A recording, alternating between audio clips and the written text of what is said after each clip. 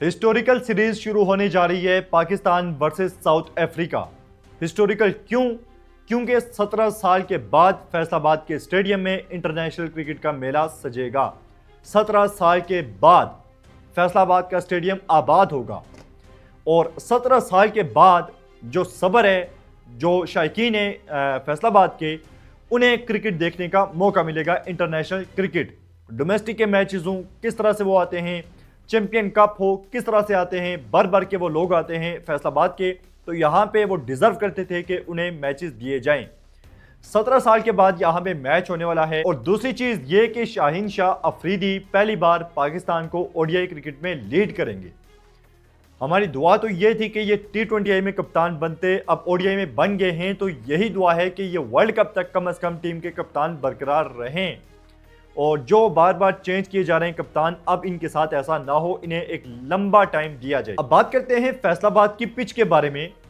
ये विकेट इतनी ज्यादा फ्लैट है, यहाँ पे बैट्समैनों को इतना ज्यादा फायदा होता है, बैटिंग करनी इतनी आसान है, इतनी ज्यादा फ्लैट विकेट है कि 1980s में डेनिस लिली ने कहा था, अगर मैं मर जाऊं तो मुझे इस पिच पे दफना देना। यानी कि टेस्ट मैच था पाकिस्तान वर्सेस ऑस्ट्रेलिया और डेनिस लिली ने विकेट कीपर से भी बॉलिंग करवा दी थी और मैच ड्रॉ हो गया था। तो आप इस चीज से अंदाजा लगा सकते हैं। अब पहले आपके साथ प्लेइंग 11 शेयर करते हैं, फिर उस पर डिटेल में बात करेंगे। सबसे पहले आप देख लें साइम अयूब, फहर जमान, बाबर आजम, मोहम्मद रिजवान, सलमान अली आगा, हसन नवाज, मोहम्मद नवाज, शाहीन शाह अफरीदी, कैप्टन है वसीम जूनियर, नसीम शाह और फैसल अकरम। और बेंच प्लेयर्स पे अगर हम नजर दौड़ाएं तो हसीबुल्लाह खान, अबरार अहमद, हारिस रऊफ, हुसैन तल्लत और फहीम अशरफ। बात करें कि प्लेइंग 11 में किस प्लेयर को क्यों रखा है और किस प्लेयर को बिठाना पड़ेगा आगे वाले मैचेस में। साइम अयूब, ये वाहिद ओडीआई फॉर्मेट है जिसमें वो लंबे अरसे से अच्छा करते हुए आ रहे हैं, तो उन्हें खिलाना बनता ही बनता है।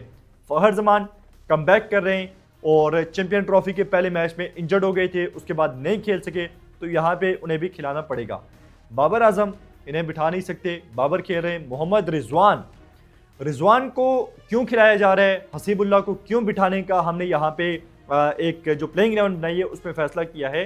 तो रिजवान से कप्तानी भी छीनी गई, सेंट्रल कॉन्ट्रैक्ट में भी उन्हें जो है वो बी कैटेगरी में फेंक दिया गया, जिस पे काफ़ी ज़्यादा उन्होंने सवालात उठाए, काफ़ी ज़्यादा सख्त स्टांस लिया।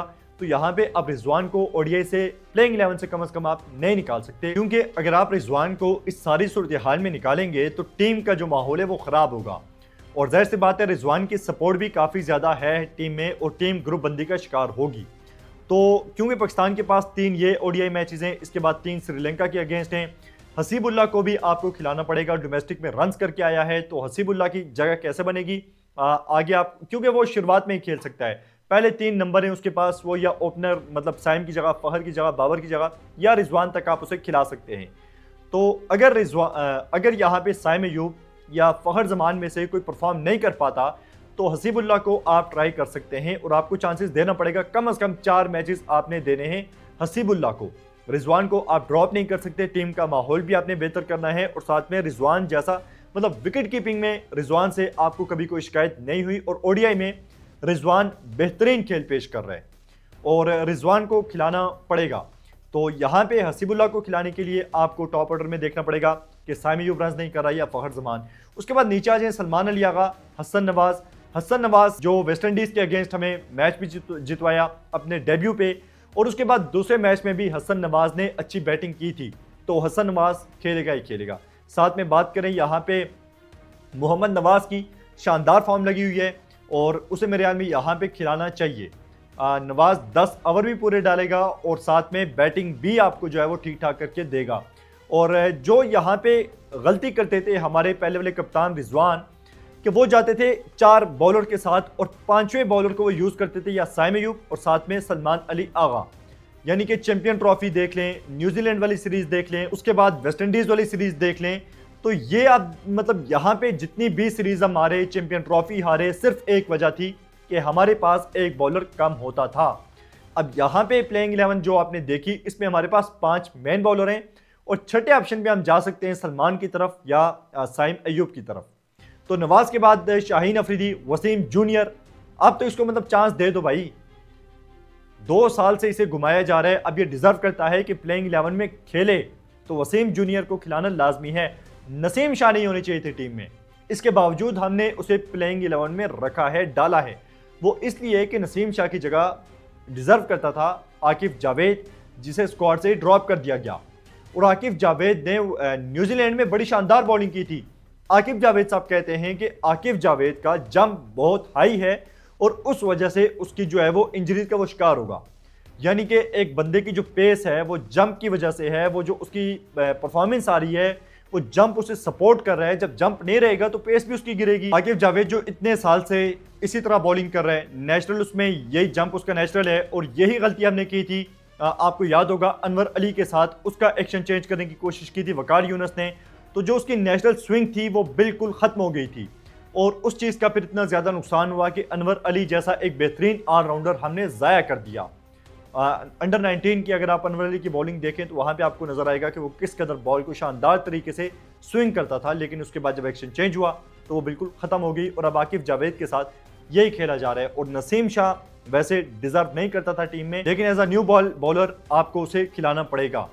शाहीन के साथ वही नहीं बॉल करेगा तो ऑप्शन नहीं है, नसीम शाह इसलिए टीम में होगा, वरना आकिफ जावेद स्क्वाड में होता तो यहाँ पे डिजर्व आकिफ जावेद करता था। आखिर में फैसल अकरम ने जिम्बाब्वे में बड़ी ज़बरदस्त बॉलिंग की, 3 मैचेस में 5 विकेट्स थी। उसके बाद सुफियान मुकीम को स्क्वाड में डाला गया, लेकिन उसे भी अब ड्रॉप कर दिया गया है। फैसल अकरम को खिलाया गया, फिर ड्रॉप कर दिया गया। तो बड़ी अजीब सिचुएशन है। फैसल अकरम को यहाँ पे खिलाना पड़ेगा और साथ में फैसल अकरम को लंबे टाइम के लिए आपको साथ लेकर चलना पड़ेगा। फैसल अकरम को आप देख लें, यहाँ पे अगर हम देखें साउथ अफ्रीका का स्क्वाड तो वहाँ पे उनकी पूरी टीम तकरीबन नहीं है। और अफ्रीका का जो कप्तान है ब्रेट्सकी, वो 2025 में उसका डेब्यू हुआ है और अब वो कप्तान है टीम का। तो बी सी डी टीमें वो ट्राई कर रही हैं और यहाँ पे हमें भी मेरे ख्याल में थोड़ा सा रिस्क लेना पड़ेगा और 2-3 प्लेयर्स को ट्राई आउट करना पड़ेगा, जिसमें वसीम जूनियर है, फैसल अकरम है और हसीबुल्ला। तो बाकी पूरी टीमें नई आ रही हैं, तो यहाँ पे हमें भी 2 से 3 प्लेयर अपने ट्राई करने पड़ेंगे जो बेंच पे लंबे अरसे से बैठे हुए हैं। बाकी ये थी हमारी प्लेइंग 11। आप क्या समझते हैं कि कौन सी बेहतरीन प्लेइंग 11 होगी पाकिस्तान की पहले ओडीआई मैच में? अपनी राय का इज़हार कमेंट बॉक्स में कीजिएगा।